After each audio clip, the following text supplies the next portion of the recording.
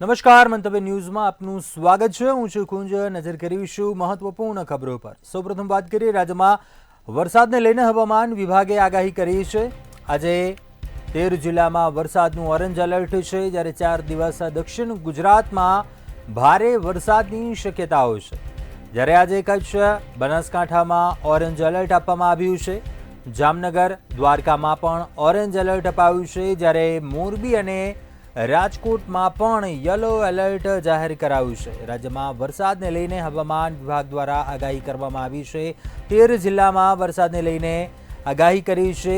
આગામી 4 દિવસ દક્ષિણ ગુજરાતના અનેક જિલ્લાઓમાં ભારે વરસાદ પડી શકે છે। કચ્છ બનાસકાંઠામાં હવામાન વિભાગે ઓરેન્જ એલર્ટ જાહેર કર્યું છે। 2 જુલાઈ બાદ ચોમાસું ફરીથી સક્રિય થઈ શકે તેવી હવામાન વિભાગે આગાહી કરી છે। કચ્છ બનાસકાંઠામાં ઓરેન્જ એલર્ટ જાહેર કરાયું છે। 13 જિલ્લામાં વરસાદનું ઓરેન્જ એલર્ટ સાથે આગામી 4 દિવસ દક્ષિણ ગુજરાતમાં ભારે વરસાદ પડી શકે છે। દક્ષિણ ગુજરાતના અનેક જિલ્લાઓ વલસાડ, વાપી, સુરત સહિત અનેક જિલ્લાઓમાં હજુ પણ ભારે વરસાદ પડવાની શક્યતાઓ છે। હવામાન વિભાગે આ આગાહી છે તે કરી છે। આવનારા 4 દિવસમાં દક્ષિણ ગુજરાત પર હજુ પણ એ સંકટ છે। સાથે રાજ્યના હજુ 13 જિલ્લામાં વરસાદનું ઓરેન્જ એલર્ટ આપવામાં આવ્યું છે, એટલે કે હજુ પણ વરસાદ છે તેની તોફાની બેટિંગ જોવા મળશે। 2 જુલાઈ બાદ ચોમાસું ફરીથી સક્રિય થવાની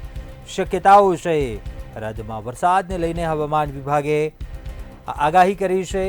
13 જિલ્લામાં વરસાદનું ઓરેન્જ એલર્ટ આપવામાં આવ્યું છે।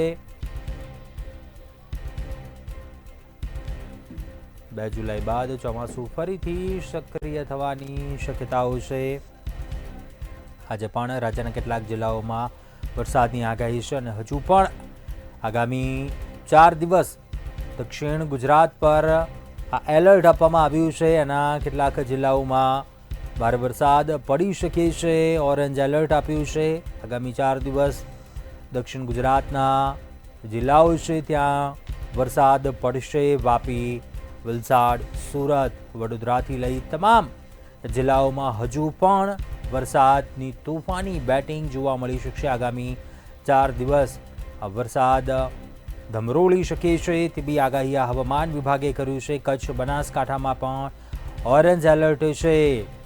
2 જુલાઈ બાદ ચોમાસું ફરીથી સક્રિય થવાની શક્યતાઓ છે। આજે પણ કેટલાક જિલ્લાઓમાં ભારે વરસાદનું એલર્ટ આપ્યું છે હવામાન વિભાગે। ખાસ કરીને જો વાત કરીએ આગામી 4 દિવસ જ્યાં દક્ષિણ ગુજરાતમાં હજુ પણ વરસાદ રહેશે, વરસાદની બેટિંગ છે તે જોવા મળશે। 13 જિલ્લામાં વરસાદનું ઓરેન્જ એલર્ટ આપવામાં આવ્યું છે।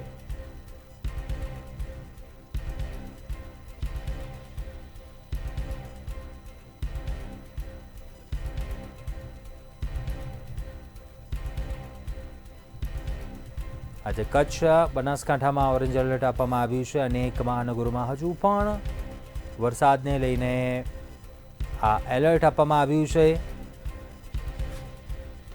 વધુ વિગતો મેળવીએ સંવાદદાતા અનિતા પરમાર પાસેથી। અનિતા, હવામાન વિભાગની આગાહી હજુ પણ આગામી દિવસોમાં વરસાદી માહોલ જોવા મળશે। ખાસ કરીને દક્ષિણ ગુજરાતમાં આગામી 4 દિવસ વરસાદની તોફાની બેટિંગ જોવા મળી શકે।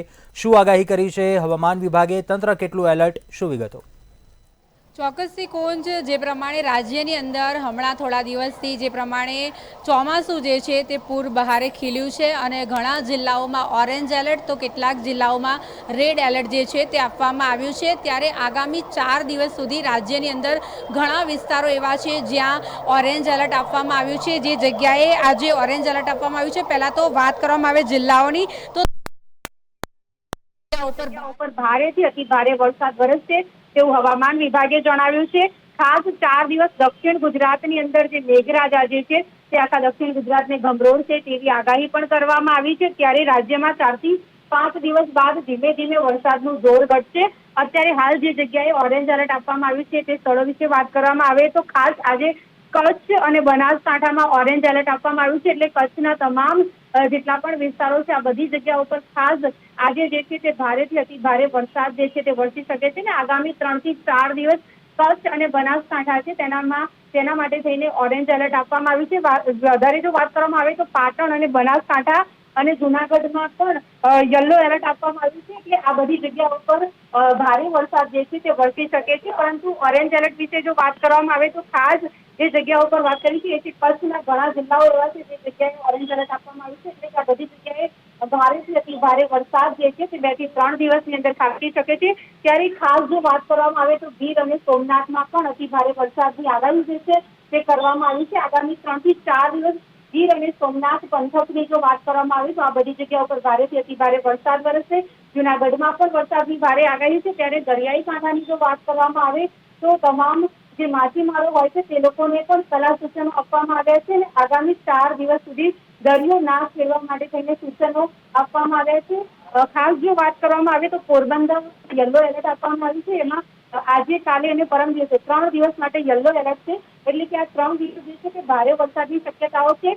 આ સાથે જો વાત કરવામાં આવે તો મોરબી, રાજકોટ, નવસારી અને વલસાડ આ બધી જગ્યાઓ પર પણ યલો એલર્ટ આપવામાં આવ્યું છે. અને 3 દિવસ બાદ ધીમે ધીમે વરસાદનું જોર જે છે તે ઘટશે.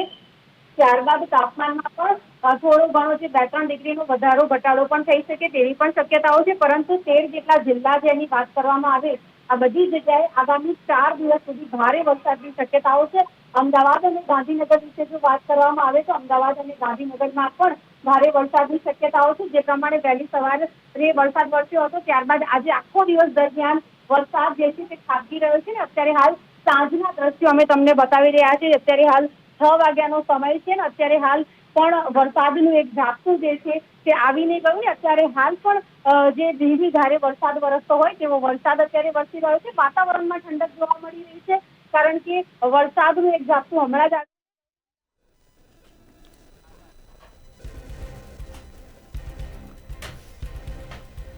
ચોક્કસથી આભાર જાણકારી આપવા બદલ અનિતા. વધુ વિગતો મેળવતા રહીશું. રાજ્યમાં વરસાદને લઈને હવામાન વિભાગે આગાહી કરી છે. 13 જિલ્લામાં વરસાદનું ઓરેન્જ એલર્ટ આપવામાં આવ્યું છે.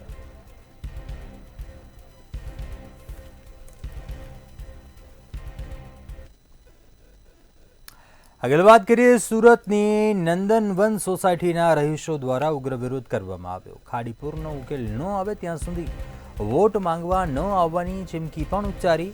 ખાડીપુર બાદ સ્થાનિક લોકોમાં નેતાઓ સામે ભારોભાર રોષ જોવા મળ્યો છે. આ સાથે જ વોટ માંગવા ન આવવાની ચીમકી ઉચ્ચારતા બેનરો લગાવવામાં આવ્યા છે. તેમજ અસરગ્રસ્ત વિસ્તારમાં એક પણ ધારાસભ્ય ન ફરકતા ભારે રોષ વ્યાપ્યો છે. લોકોએ ઉગ્ર સૂત્રોચ્ચાર કરીને આ મામલે વિરોધ નોંધાવ્યો હતો. સુરતના દ્રશ્યો સામે આવ્યા છે જ્યાં ખાડીપુરની સ્થિતિને લઈને નારાજગી વ્યક્ત કરી હતી. વધુ વિગતો મેળવે સંવાદદાતા કિંજલ બોરીસા પાસેથી. કિંજલ, સુરતના દ્રશ્યો સામે આવી રહ્યા છે. ખાડીપુરની સ્થિતિ બાદ સ્થાનિક રહીશો છે તેમનામાં ભારોભાર નારાજગી જોવા મળી રહી છે. વોટ માંગવા ન આવવાની નેતાઓને આ ચીમકી ઉચ્ચારી રહી છે, એક સીધો સંદેશ આપી રહ્યા છે. કઈ કઈ બાબતોને લઈને નારાજગી, શું વિગતો?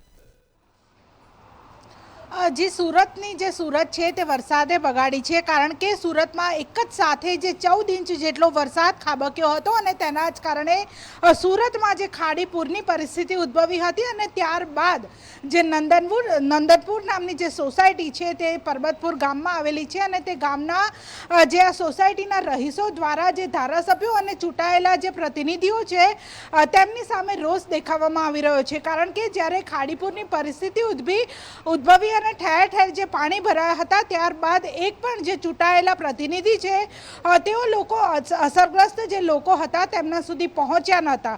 કોઈ પણ રાહત બચાવની જે કામગીરી છે તે પણ કરવામાં નથી આવી અને જેને જ લીધે લોકો છે સ્થાનિકો ત્યાં રહી રહ્યા છે તે રહીશોમાં ખૂબ જ જે રોષ છે તે જોવા મળી રહ્યો છે. કારણ કે નંદનવન સોસાયટીમાં જે હજુ સુધી પણ જે પાણી છે તે ઓસર્યા નથી અને એક પણ ધારાસભ્ય ત્યાં પણ પહોંચ્યા નથી. કોઈ પણ પ્રકારની સુવિધા આપવામાં નથી આવી. ત્યારે જ્યારે વોટ માંગવાની પરિસ્થિતિ આવે, જ્યારે ચૂંટણી આવતી હોય ત્યારે ધારાસભ્યો છે તે પહોંચતા હોય છે, મોટા મોટા વાયદાઓ કરતા હોય છે અને પૂરની પરિસ્થિતિ ન થાય તેવા પણ વાયદા આપવામાં આવે છે. ત્યારે હવે સ્થાનિકો દ્વારા કોઈ પણ ધારાસભ્ય વોટ માંગવા ન આવો તેવો રોષ છે તે દાખવવામાં આવ્યો છે. ઠેર ઠેર જે બેનરો પણ લગાવવામાં આવ્યા છે કે ધારાસભ્યો અહીંયા વોટ માંગવા ન આવવું તેવું પણ સ્થાનિકો દ્વારા ચીમકી ઉચ્ચારવામાં આવી છે. જી ચોક્કસથી કિંજલ, આભાર જાણકારી આપવા બદલ.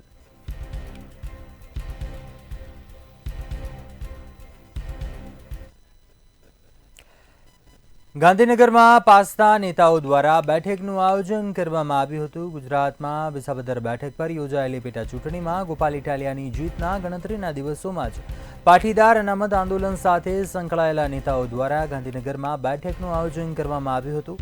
ત્યારે આંદોલન બાદ સત્તામાં આવેલા ગોપાલ ઇટાલિયા આ બેઠકમાં હાજર રહ્યા નથી.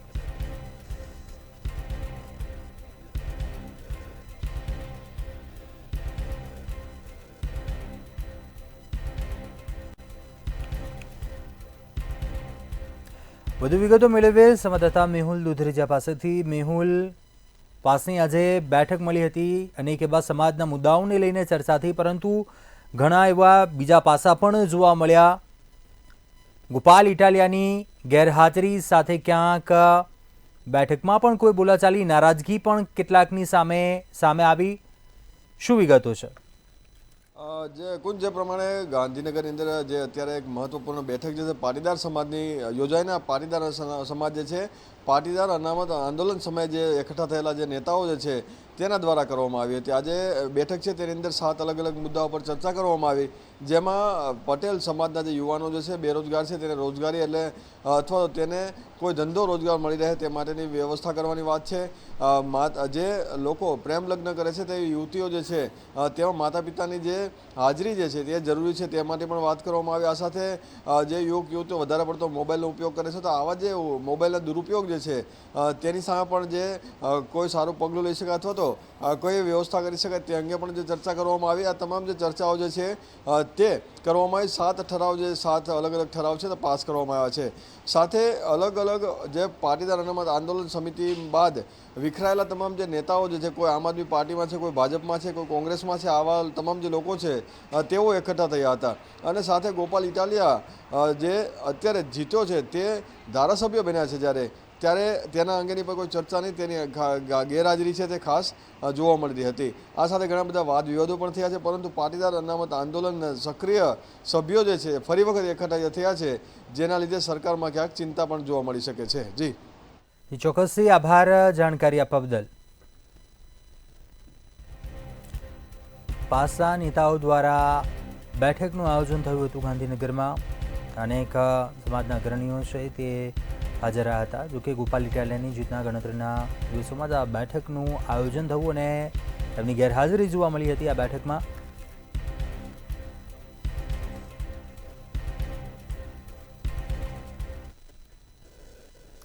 આગળ વાત કરીએ, રાજકોટના મહિકા ગામમાં સરકારી પ્લોટનું બારોબાર વેચાણ થયા હોવાનું સામે આવ્યું છે.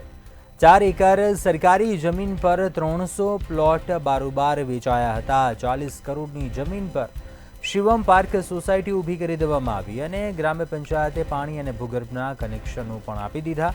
જ્યારે તાલુકા મામલતદારના ધ્યાને આવતા સમગ્ર કૌભાંડ સામે આવ્યું, ત્યારે 10 વર્ષ બાદ કલેક્ટર અને તંત્રને આ કૌભાંડની જાણ થઈ હતી. કૌભાંડની જાણ થતાં મકાન ધારકોને નોટિસ ફટકારાઈ છે, તો 15 દિવસમાં જમીન ખાલી કરી દેવાની નોટિસ ઇસ્યુ કરાઈ છે.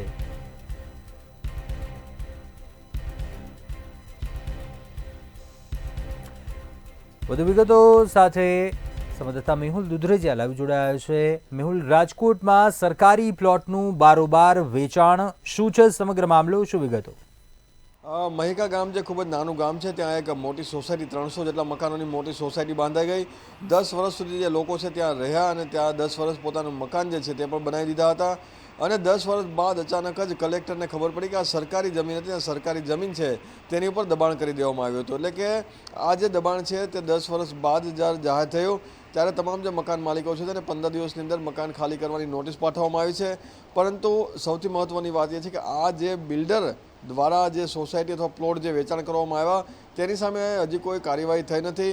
તમામ જે લોકો છે, મધ્યમ તેમજ ગરીબ વર્ગના જે લોકો જ્યારે મકાન લેતા હોય છે ત્યારે આવા તમામ જે લોકોએ પૈસા એકઠા કરીને જ્યારે મકાન લીધા છે તો આવા મકાનો પર બુલડોઝર પણ ફરી શકે છે, કારણ કે સરકારી જમીન છે. આ આવડું મોટું કૌભાંડ જે છે 10-10 વર્ષ સુધી આની કોઈને જાણ નથી ને અચાનક જ આ રીતે સરકારી પ્લોટ હોવાની જાણ થતાની સાથે જ નોટિસો પાઠવી. હવે આ તમામ લોકો ક્યાં જવું તે એક મોટો સવાલ અહીં ઉદ્ભવી રહ્યો છે. જી ચોક્કસથી મેહુલ, આભાર જાણકારી આપવા બદલ.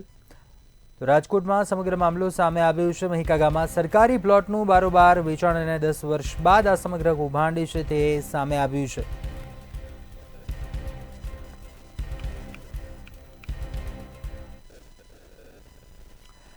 આગળ વાત કરીએ, ભાવનગર જિલ્લામાં ઇલેક્ટ્રિક બાઇક ખરીદનાર ગ્રાહકો પરેશાન થતા જોવા મળ્યા.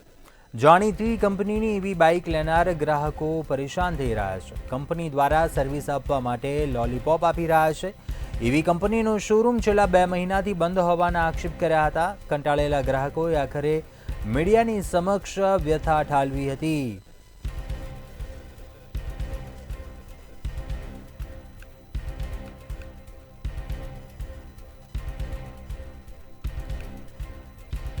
તો ભાવનગરનો આ મામલો, જ્યાં ઇલેક્ટ્રિક બાઇક ખરીદનાર ગ્રાહકો પરેશાન થયા, તેમના ઇલેક્ટ્રિક બાઇકને લઈને નારાજગી વ્યક્ત કરી હતી. કંપની એવી બાઇક લેનાર ગ્રાહકો છેલ્લા ઘણા સમયથી પરેશાન થઈ રહ્યા છે. પાછલા કેટલાક મહિનાઓથી તે સેન્ટર બંધ હોવાનું જણાવ્યું. સર્વિસ આપવા માટે કંપની દ્વારા તે ગ્રાહકો છે તેમને લોલીપોપ આપવામાં આવી રહી છે. વધુ વિગતો સાથે સંવાદદાતા કિંજલ બોરીસા લાઈવ જોડાયા છે. કિંજલ, ભાવનગરમાં ઇલેક્ટ્રિક વ્હીકલ ધરાવતા જે ગ્રાહકો હતા તે નારાજ થયા છે, નારાજગી વ્યક્ત કરી કંટાળી ગયા ગ્રાહકો રોષ ઠાલવી રહ્યા છે. શું આખો સમગ્ર મામલો છે? શું વ્યથા ઠાલવી રહ્યા છે? શું વિગતો?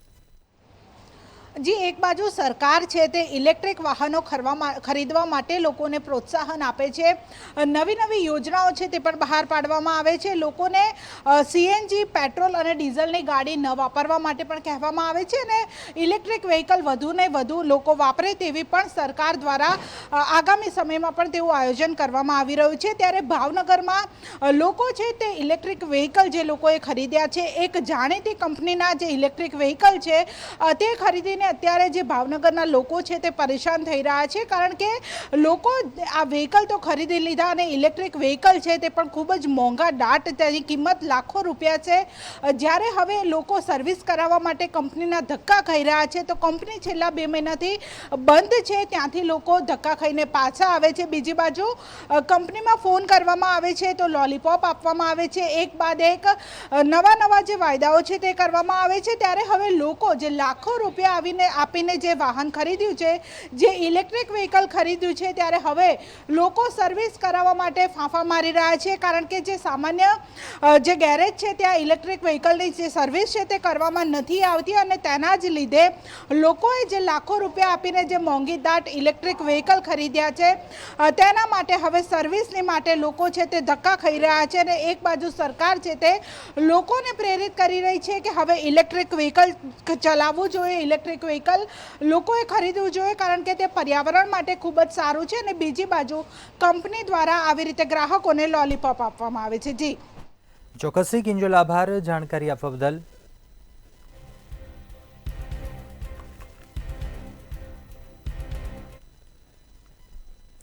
તો કચ્છના કુરન ખાતેથી મુખ્યમંત્રી ભૂપેન્દ્ર પટેલે શાળા પ્રવેશ ઉત્સવનો પ્રારંભ કરાવ્યો હતો. ભૂલકાઓથી લઈ હાઈસ્કૂલના બાળકોને શાળામાં પ્રવેશ અપાયો હતો. શાળાની બાલિકાઓએ સ્વાગત ગીત રજૂ કરીને મુખ્યમંત્રીનું સ્વાગત કર્યું હતું.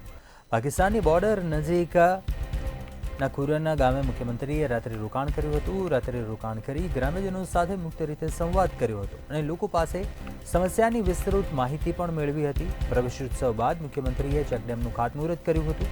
આ પ્રસંગે મુખ્યમંત્રી સાથે ભુજના ધારાસભ્ય પણ ઉપસ્થિત રહ્યા હતા. જ્યારે ગ્રામ્યજનોએ કચ્છી પાગ અને લીપણ વર્કની ફ્રેમ મુખ્યમંત્રીને ભેટમાં આપી હતી. તેમજ મુખ્યમંત્રીએ દીકરીઓ ભણીને આગળ વધે તે માટે દરેક વાલીઓને અનુરોધ કર્યો હતો. વધુ વિગતો મેળવે સંવાદદાતા સુમન ઠાકોર પાસેથી. સુમન, કચ્છમાં પ્રવેશ ઉત્સવ બાદ સીએમ ત્યાંના સ્થાનિક લોકો સાથે મુલાકાત કરે છે, શાળા પ્રવેશોત્સવનો પ્રારંભ કરાવે છે. શું કાર્યક્રમો રહ્યા? શું વિગતો?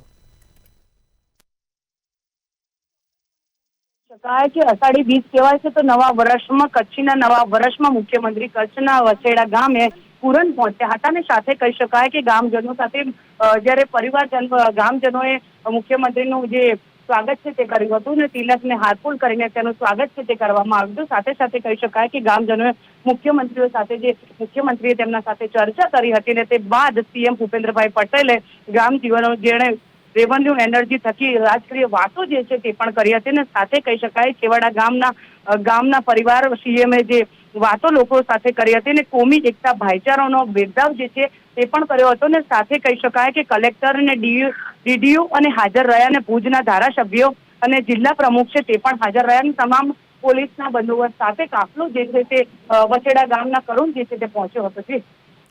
ચોક્કસથી સુમન, આભાર જાણકારી આપવા બદલ.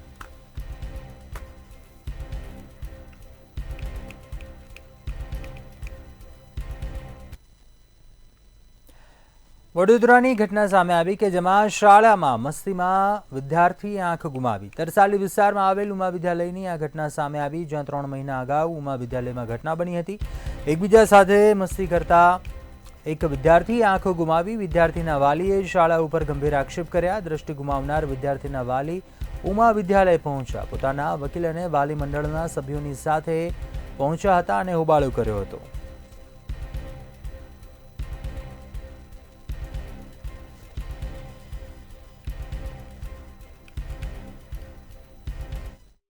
કહી શકાય જે રીતે શાળામાં આ કેસ બન્યો છે એ સમગ્ર ઘટના વડોદરા શહેરના તરસાલી વિસ્તારમાં આવેલી ઉમા વિદ્યાલયની છે.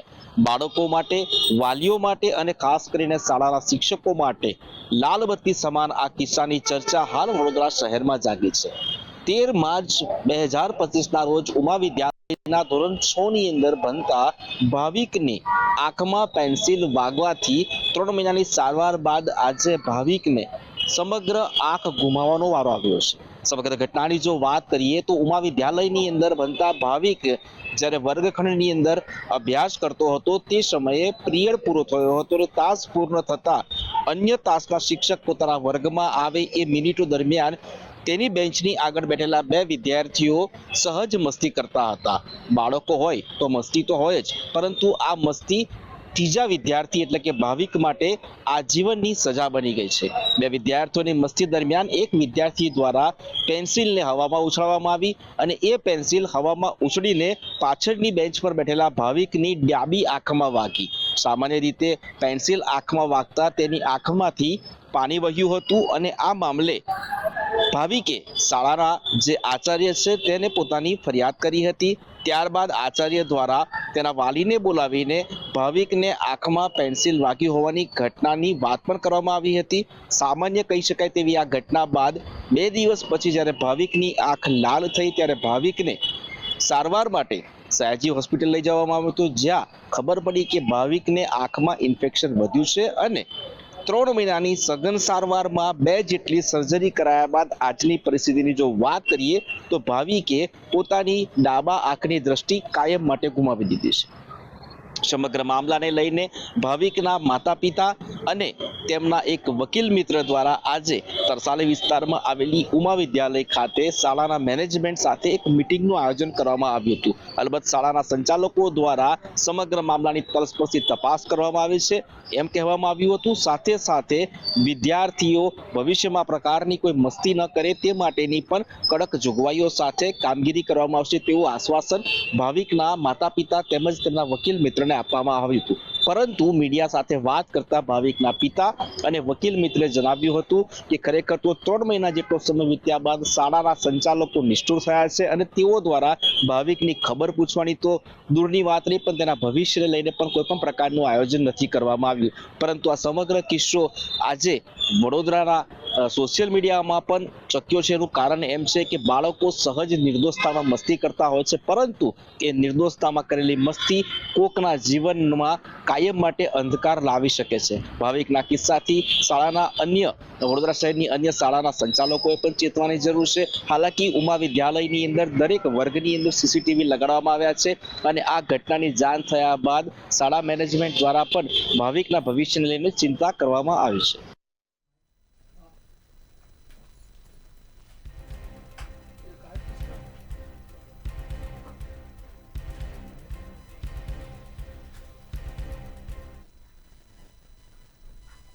હાલ બુલેટિનમાં બસ આટલું. બધું સમાચાર માટે આપ જોતા રહો મંતવ્ય ન્યૂઝ. નમસ્કાર.